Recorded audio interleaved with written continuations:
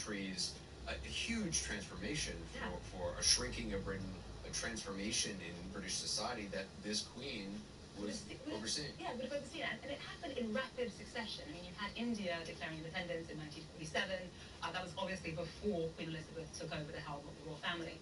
But in rapid succession after that, you had African nation upon African nation declaring independence throughout the 1950s and throughout the 1960s. And you would have imagined that that would, of course, weigh heavily on her in the way that she governed, in the way that she did her job and fulfilled her duties. Well, culturally, politically, there's been vast amounts of change in a 70-year reign, as you would anticipate. But we look to her.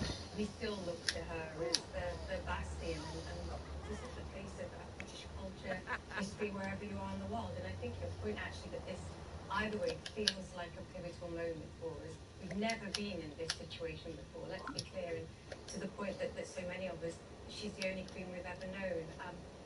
I think even for the royal family, beyond this moment, things will be different. Whether they feel different to us now, and of course they do.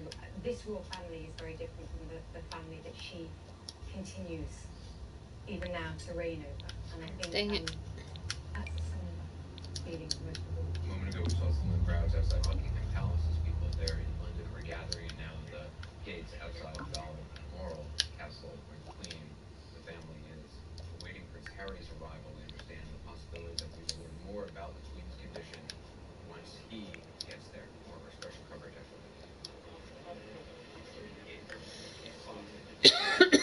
You could buy a single stock and go all in on one company, or own the sector and invest in keeping good company. Is it so radical to be so rational? Before investing, consider the fund's investment objectives, risks, charges, and expenses. Go to sectorsliders.com for a prospectus containing this information. Read it carefully. Sector sliders. The 11 sectors of the S&P 500.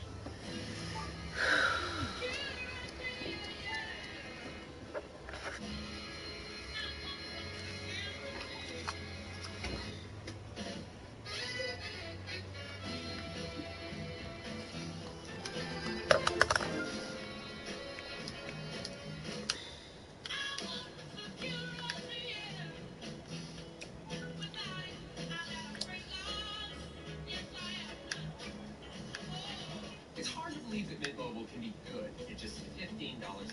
So, as Mint's new owner, I brought in one of our first and oldest customers, Wasim Navy. Welcome to Mint, Ryan. So you've had Mint for years. Any issues? No, the service has been great. And under my ownership. I wonder if she's been accepted to college yet. Oh, no idea. Still $15 a month, though, right? Yep.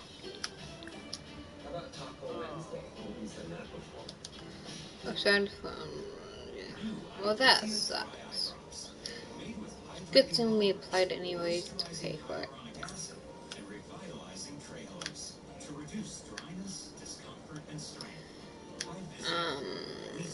If you're actually watching this, not me watching my own live.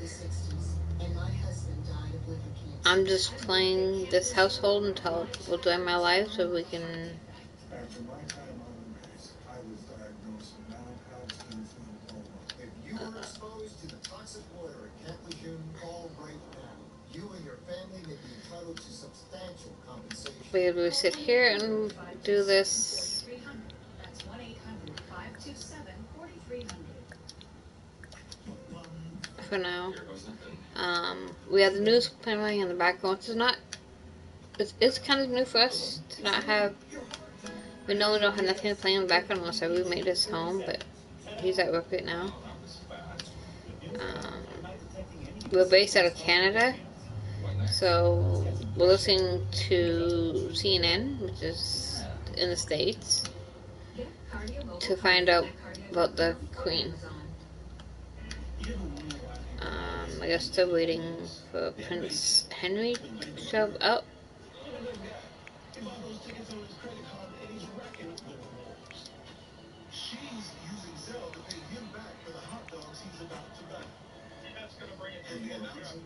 He's not checking his stats. He's finding some investment ideas with narrow number. And third is you know what baseball means 3. Did you know it's so impressive? You just can't stop thinking. What would you like the power to do? Ever better. It's when Ryder makes you ever connected with RyderShare, the ultimate digital platform that provides real-time visibility and collaboration on goods moving across your entire supply chain. I did the scenario for the aliens. Get the pants. It took me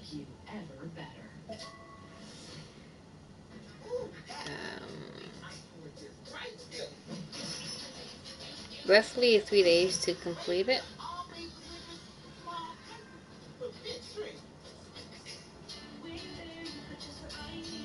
Closed captioning is brought to you by Audiobook Network. Authors tell your story. Produce an audiobook with us. I know it says that we can to build a house, come chat and help us build a house.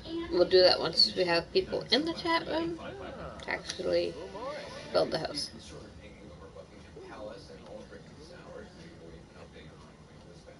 96-year-old monarch undergo medical supervision at Balmoral Castle in Scotland by her doctors concerned about her condition. Queen's eldest son and heir to the throne, Prince Charles, one of the first family members to be by her side to rush to Balmoral. His son, Prince William, seen here driving a car through the gates of Balmoral Castle, carrying in the vehicle Prince Andrew and Prince Edward and Edward's wife, Sophie. Prince Harry reportedly is traveling to Balmoral from London, where he was for an event this evening. He's traveling to Balmoral separate from the other royals. Another car has just arrived at the castle. We do not know who is inside that vehicle. We'll try to find out. The belief by Max Foster and others was that before any announcement was made about the Queen's condition, that all of the immediate family members would be there, Prince Harry among them, and that perhaps they were waiting.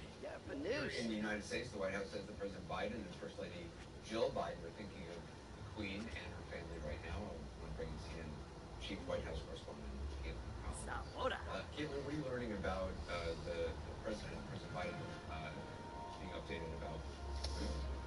Yeah, Anderson, the White House is following the developments with the Queen very closely. They say President Biden has been briefed on the latest concerns that you're hearing from the royal family when it comes to her health, as you were seeing her family gather by her side.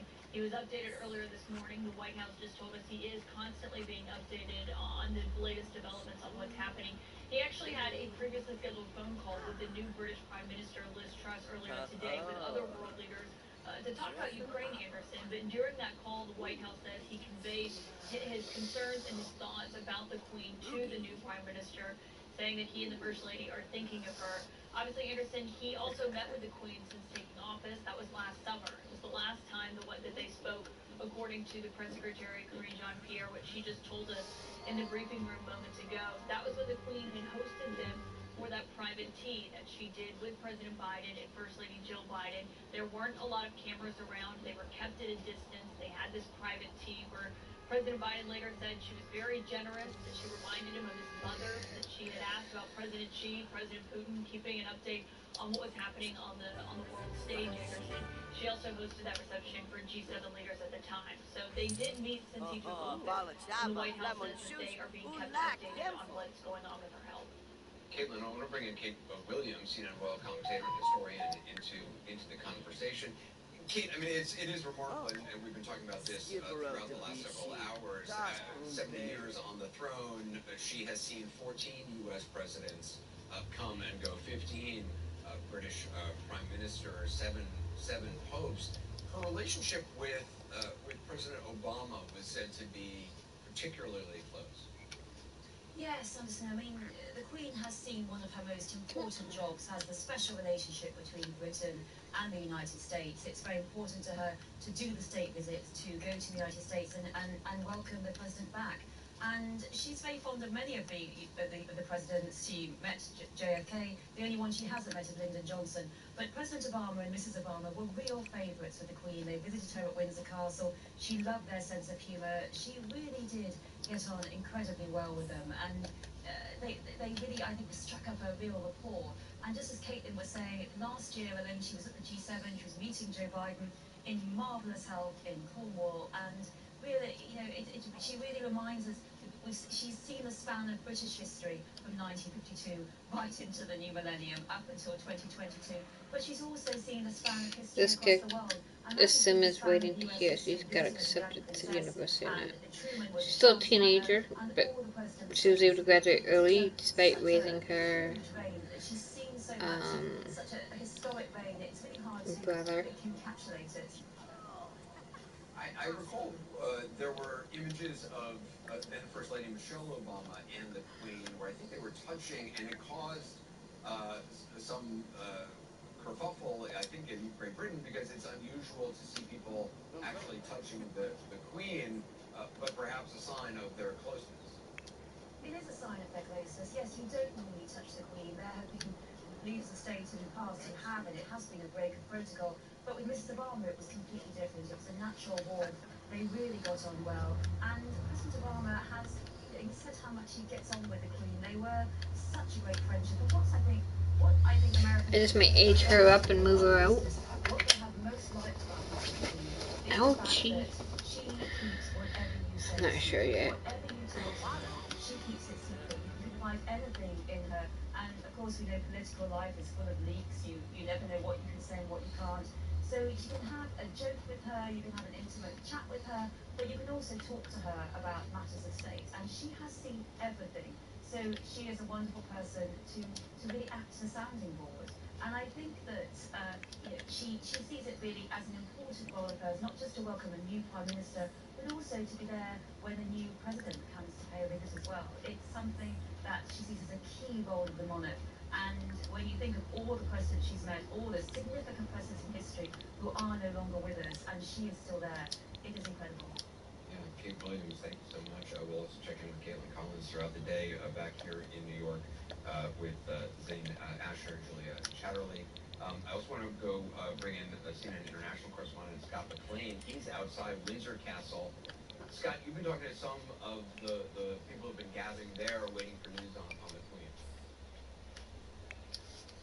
And Anderson, there is so little information at this point that people are really grasping for any information that might be new. What's remarkable is that earlier today, an employee who works inside the chapel at the castle actually came up to me asking what was going on, because even amongst the employees who work here, there has been so little information, and so people are obviously hoping for good news. It was a downpouring earlier, really matching the mood of the country. I wish I knew how to get them on the People are hoping for good news. I just want to take you around and talk to a couple of people. This is Kate. She actually lives here in Windsor, and I just wonder what you thought, what your first reaction was when you heard the news that the Queen is under medical supervision. I mean, I think it's pretty sad, like, when anyone kind of gets in that position, like, you wouldn't want that to happen to your own family member. But I'm not, like, the biggest fan of the Queen, or just, like, the monarchy in general, so I wasn't, like, that upset or overwhelmed by it. It was just something that happens, I guess. You're not the biggest fan?